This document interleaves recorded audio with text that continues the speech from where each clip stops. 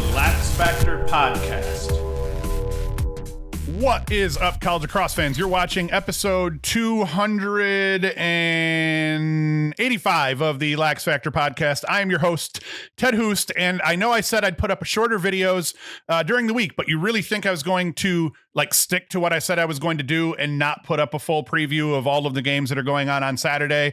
I am going to do that, and here we go. As always, be sure to like, subscribe, hit the notification bell, share the video, the podcast, wherever you're listening to it with your friends. And as always, you can go to LaxFactor.com, buy yourself some swag, t-shirts, other crap. We got our Mesh Heads Unite t-shirt up on the site right now. I still think that the Club Lacrosse All-Stars t-shirt is by far my favorite. Here, as you can see, we got ourselves a little Twitter bird, and then we have the Mesh Heads Unite, which is also not terrible. So let us do that. Let us all rejoice in Club Lacrosse All-Star t-shirts and LaxFactor apparel. And now I'm going to shut up, stop rambling, and we are going to dive into it. The first game I'm going to talk about this week, we're going to rip through the top 20, all the teams that are in the top 20 that are playing. It is number 2 Syracuse hosting Jacksonville in the Carrier Dome, even though it's not called the Carrier Dome anymore. It will always be the Carrier Dome in my heart. So, for Syracuse, you know the deal. I'm not going to wax nostalgic about Syracuse anymore. They bring back as deep of a team offensively as anyone in the nation. They're not hurting too bad defensively either, and they should be very good at the faceoff dot with Mullen. The only real question mark, as I said in my preview of Syracuse, is in cage, but I'm assuming McCool is going to be fine. He's going to be a solid keeper, and I found out also this morning that what's his name? The LSM transfer, it ended up taking that third long pole spot for Syracuse here. So that's going to help them a great deal. That gives us 3 very good polls at close defense in front of McCool. So I'm excited to hear that.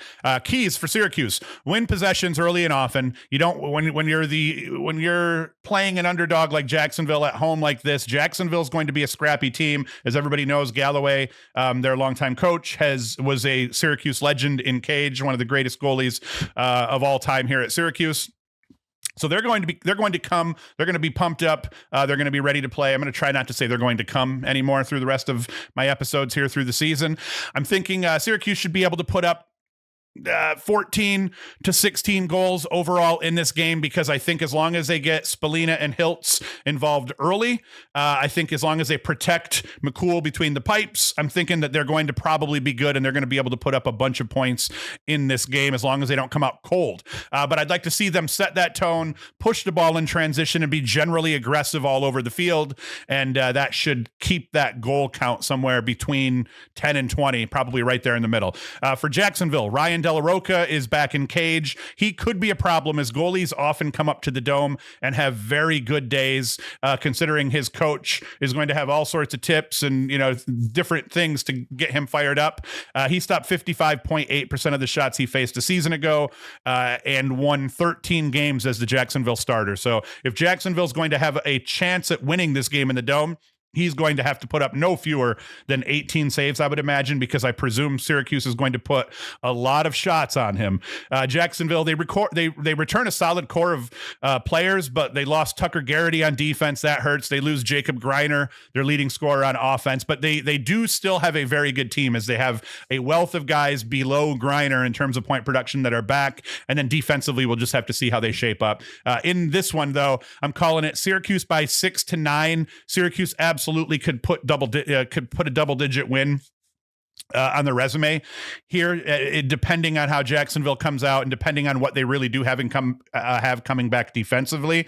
If De La Roca is under 18 saves, Syracuse probably wins by 10 plus. If he's over 18 saves, then that's going to greatly decrease that spread, I believe. I think that's going to be the key to this game for Jacksonville. Next game we have to talk about here is Maryland and Richmond. Now, this one should be an interesting game. I almost put this one down as an upset alert game, but I decided I don't think it fits that criteria here. Maryland is a 5-goal favorite per DraftKings. You're going to see here, I didn't have time to try to scrounge and put my VPN on and everything and find out what the New York lines were. So any games with a New York team in it, I won't have the spread for, but I will talk about the betting spread and everything like that for the rest of these games. So yeah, 5-goal favorite in DraftKings. I think that sounds about right for the early season numbers here. For Maryland, they have some things to figure out on offense. As we've said, Urksa and Spanos are both back, and they have a mix of guys ready to step up, as well as some solid transfers. Keegan, the transfer from Binghamton University, is the one I'm excited to see. The Terps, they just need to go out and do what the Terps do, which is fight tooth and nail for goals and play smart defensively. Teams are going to be watching how Maryland handles the faceoff dot here post Luke Weirman. I think they're probably going to be okay, but we'll see. Logan McNaney, he's going to be very good in cage all season long, and he should be able to help the new guys on defense adjust. And by new guys, I mean they have a lot of returners. Burles coming back, things like that, but they still have to get the new guys acclimated and playing. For Richmond, losing Dalton Young offensively, he was a true 50-50 glue guy. He put up 75 points a season ago. That's going to be rough. They also lost Luke Graham. He had 37 goals from a year ago. They're now down at Duke, and Lance Madonna, 35 goals. Aiden O'Neill, he's going to thrive as the new number one option, in my opinion. I'd imagine he's going to pump his production up to the 60 to 70 point range. O'Neill is the real deal. Did not mean to rhyme that, but I'm pretty dope here now. I've got bars. But alas, I don't even feel like I can call this game an upset, so I'm not going to. I think Maryland's going to cover the spread. I'm calling this Maryland by 5 to 8 goals. I think Richmond's going to come out and be scrappy as they usually are. I think mix that with the fact Maryland's going to try to work some new pieces and get some new flow offensively. I expect Urksa to have a big season as a Dodger. Spanos is going to blow up, I think, too, and he had a great season last year. So Maryland's going to be a very good lacrosse team. Next up, we're going to talk about Duke and Bellarmine. At first, as I was looking at these, I was like, man, I'm not going to talk about the games that I think are going to be blowouts, but I think that's how I'll treat my previews. I'm either going to do the top 10 every week, or when I have time, I'll do the top 20 and preview all those games. So Duke, Bellarmine, not a whole lot to say other than I don't think Bellarmine has a shot in hell of winning this game, and I'm not sure if Duke's going to cover the spread, mainly because DraftKings has it sitting at 10.5 goals with Duke as the favorite, and Duke tends not to run the score up on people early, and instead they've traditionally gotten guys reps. I think that blew up on me last year because I think I said something like this in their opener last year, and then they just ran roughshod over, probably it was Bellarmine. And then that's the big however here is going to end up being that Duke has a lot of things to figure out offensively. So, and then they have some transfers to get acclimated as well. So there's a chance they don't liberally sub early as they have in the past, and they just let guys figure things out en route to an 11+ margin.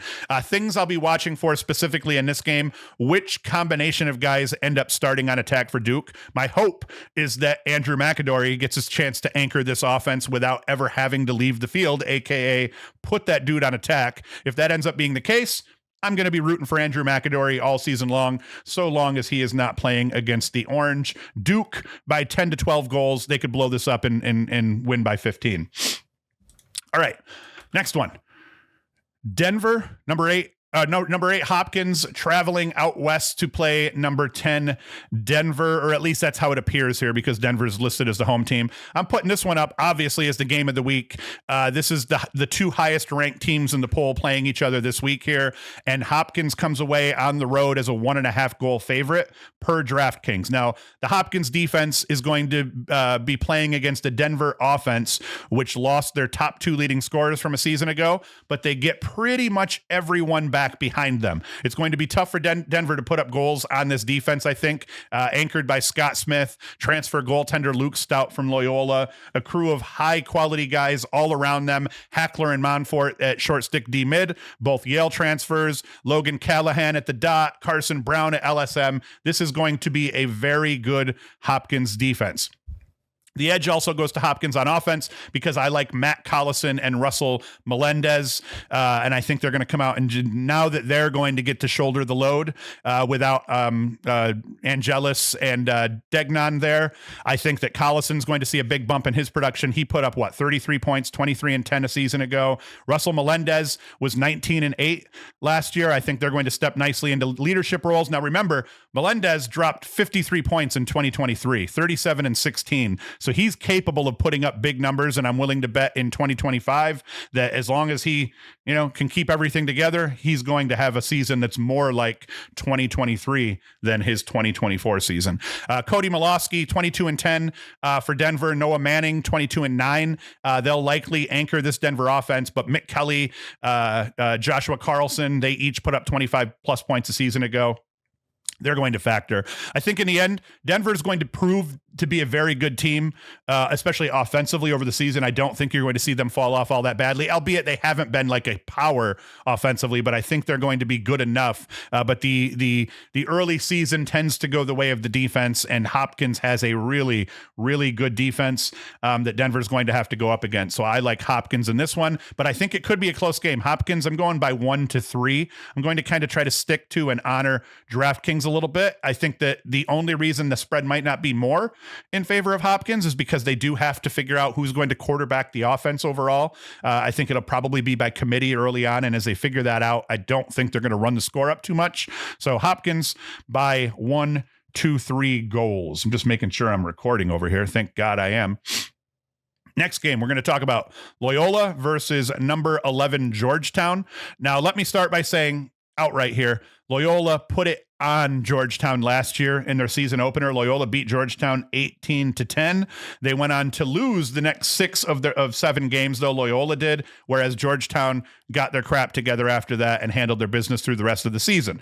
I don't know a lot about Loyola coming into this season, except that it does appear that they've lost 8 of their 9 top scorers from a season ago. They were a senior-laden team, and that senior-laden team only went 7-8 overall. They played a very tough schedule, but losing 8 of your 9 top scorers, that cannot be good coming into the beginning of the following season. Matthew Minikis is the lone guy back out of that group, 28-15, and he is pretty legit. So don't get me wrong here. They lost. I mean, we have to be pushing 200, 300 points just about offensively, but Minikis is going to absolutely be able to step into a leadership role, and he is going to be very good. But still, you can't front on the losses. Now, on the flip, Georgetown brings back their leading scorer in Aiden Carroll, 37-23, 60 points a season ago. Now, they did lose 151 points to graduation behind him, losing Haley, Bundy Jr., and Vardaro, but bringing back your leading scorer and some other guys that played, better, that actually played, that's much better than what Loyola has going on right now.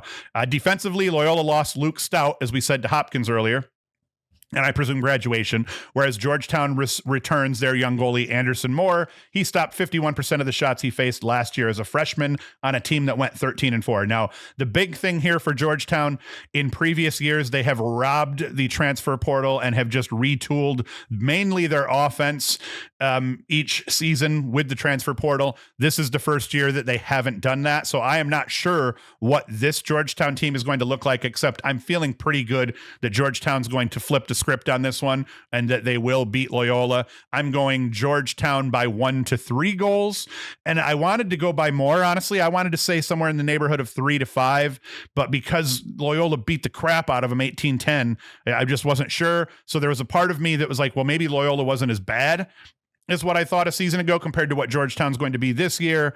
But, and then with those losses, how much worse could maybe Georgetown flip that? But I ended up wanting to keep it close early season here. Both teams have a lot to prove given what they've lost. And that's what we're going to go with. Next up, Penn State hosting Colgate, number 14 Penn State hosting Colgate. Now, this is my upset alert. So we're going to call this one an upset for numerous reasons. The number one reason, Colgate beat them a season ago in this game in week 0.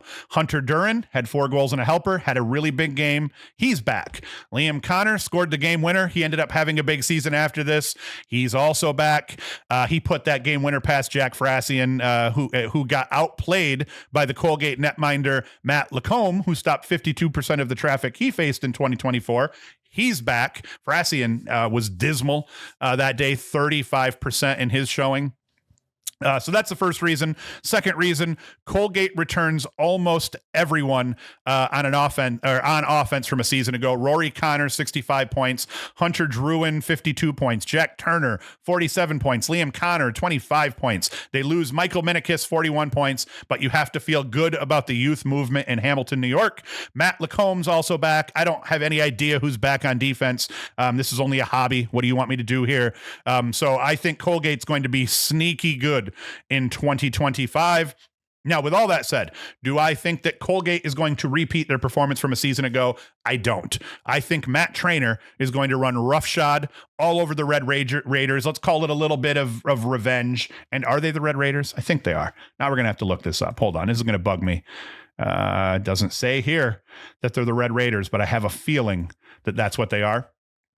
So I don't think they're going to repeat. I think they're going to lose this game, but stranger things did happen last year, in fact. So let's watch it closely. I think Penn State by 2 to 4 goals, and that could be a bad score. Penn State could look for a little bit of revenge and maybe run all over them, but I legitimately think Colgate could be sneaky good. So I'm going to watch this one closely, but I do think Penn State's going to handle their business and pick up a victory. And again, I don't know the line on this one because Colgate is in upstate New York.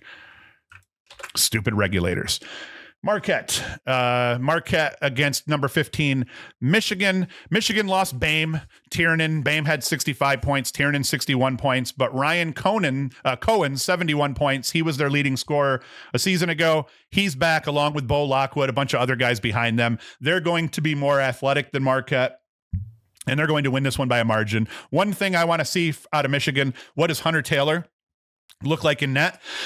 He was below 49% a season ago, but I feel like he's a very capable goalie and could get hot. It just depends on what's the defense look like in front of him, and then who are they playing on that day or whatnot. But I think if he needs to get himself north of 50% for Michigan to be successful this year, because the Big Ten, we've had some shifting of the quality in the Big Ten a little bit here in the middle. And I think it's back to being a very strong conference all the way through. So Michigan's going to have to, perform here, because last year they had a good season, but I think it's going to be hard to repeat that. And they're once again playing a very tough schedule. So I want to see what Hunter Taylor does, but in this game, at least, Michigan by 7 to 9 goals. I don't think it's going to be close. Next one, Ohio State versus Utah. Now, I haven't had the time to deep dive into Ohio State yet. Losing talent like Jack Myers, that probably makes Coach Myers cry a little bit in his sleep. No relation, I don't think, anyway. But Ed Sheen was very good a season ago, and freshman Dylan McGee and Matt Caputo, they both showed promise. Griffin Turner put up 76 points in his 3 seasons at Hofstra. He transfers to Ohio State, so that's going to be a really big help for Ohio State. Utah, they lost 137 points to graduation as Tyler Bradbury, Jordan Hyde, and Carson Moyer have all gone bye-bye. Ryan Steins, 48-19. He was their top scorer in 2024. He comes back with a lot of question marks behind him. Colin Lenskold, back in cage. He was a 52% stopper a season ago. You're always happy to get back a keeper that was above 50%. In the end, though, Ohio State's going to be bigger, longer, faster. You could throw stronger in there as well. Utah, they're going to be capable of putting up a fight, but they're young. They're going to be inexperienced playing against a big conference defense. So I like Ohio State by 4 to 7 goals, somewhere in that neighborhood there. And then if we kind of just go through the rest of them here, because that's the top 20 that's in action here playing this weekend. Wagner hosting Manhattan. I don't know who I like in that one. I'd probably go with Manhattan. I'm not going to try to pick these like I did a season ago. We've got Air Force at Lafayette. I kind of like Air Force in that one. Merrimack at Bucknell. They're also going to play Mercer at Hampton. I should have covered Navy and High Point. Definitely I'm picking Navy in this one. High Point's dealing with a new coach, new personnel. So this is going to be a different look High Point team than we've seen over the course of the last 5 years or so. Hofstra, Iona, new Division I team here. Hofstra's taken them on. Holy Cross and Providence. Rutgers, Lehigh. That actually should be an interesting matchup. I'm going with Rutgers in this one. Lehigh no longer has the services of some of the guys that have kept them up near, the top of that second tier for a little bit. And Rutgers has been living a little bit off the transfer portal also. So these teams that have been living off the portal, teams like Rutgers and like Duke and like Maryland, and now now that we don't have the COVID holdover where every year the transfer portal is just loaded, they're all going to have to kind of figure things out in the new lacrosse. So Rutgers is a team I'm going to be watching early out of the Big Ten. Mount St. Mary's taking on Queens, and we covered the rest of them here. That was it. We do have a Sunday game, VMI versus St. Bonaventure. I'm going with St. Bonaventure just because it's a New York team, and that's it. And I'm not talking about any other games because we'll get into these guys here that are playing during the week. Maybe we'll talk about them a little bit in Sunday's show.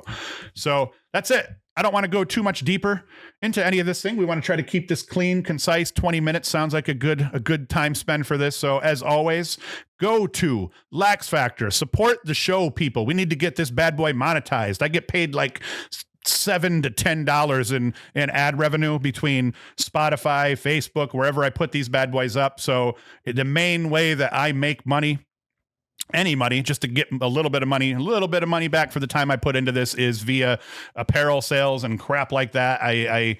So I can't stress enough, if you have some extra dough and you could use yourself a Gildan t-shirt, you can rock the LaxFactor podcast t-shirt, or we have a bunch of other crap down here that you can get as well. If you come up to the shop, t-shirts, hoodies, hats, shorts, beer glasses, coffee mugs, all that crap. So support us that way. But mainly, the main thing that I ask, if you do not have some money burning a hole in your pocket, is just share the crap out of the show with your friends. Give us a like, subscribe, all that crap. Just tune in, and that'll help as well. So that's it. Thank you and I'll be back Sunday. So make sure to come back Sunday morning. I'll drop about 10, 11 o'clock. We'll drop Sunday morning's show where we rip through all of the action from Saturday with highlights, all that good crap. So as always, thank you for watching. Thank you for listening, and Hoost is out. The LaxFactor Podcast.